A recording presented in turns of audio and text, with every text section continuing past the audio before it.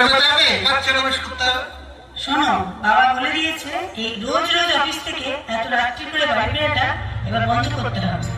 শোনো, মেয়েরা যদি এত ছোট ছোট ড্রেস পরে তাহলে ছেলেরা তো অসভ্যতামি করবে।